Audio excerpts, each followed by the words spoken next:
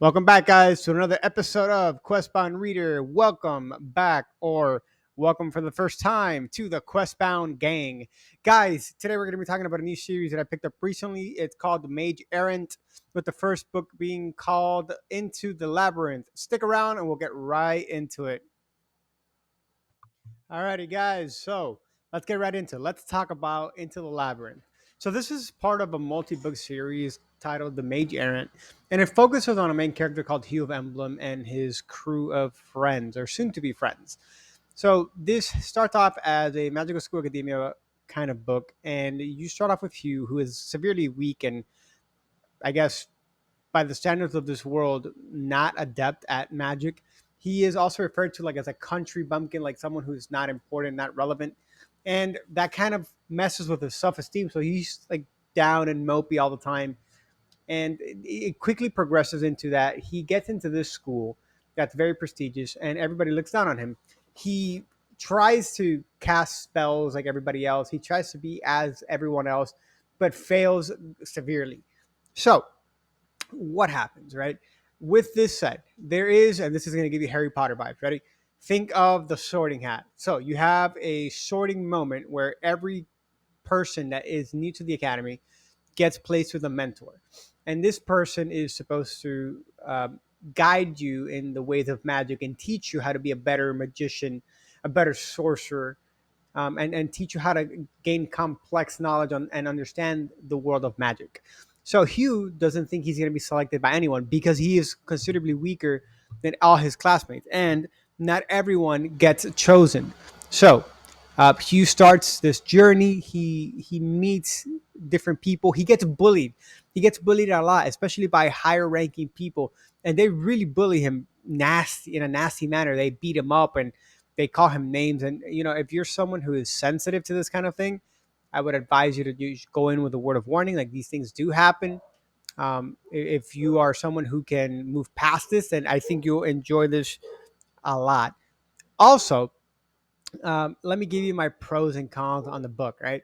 Um, Pro number one, you get this very diverse world. You seem to learn a little bit about different places, and all throughout the series, I think this is the first book. I believe 3 books into the series, or 4. You learn about the different geographical locations and how they differ vastly one from the other. So I would definitely encourage you, if you like open worlds, big open worlds, with different magic coming from each part, to get into the series. It's pretty cool. Um, so back to Hugh of Emblem, right? This guy, he's think of Lyndon um, from Cradle. He starts off as a nobody. Nobody cares about him, right? This is going to give you similar vibes, right? There's a school there that trains you. There's a school here that trains you. He gets bullied. So does Hugh, right? A lot of similarities, and then they kind of into their own different things. Sorry, I just turned off my mic for a second there.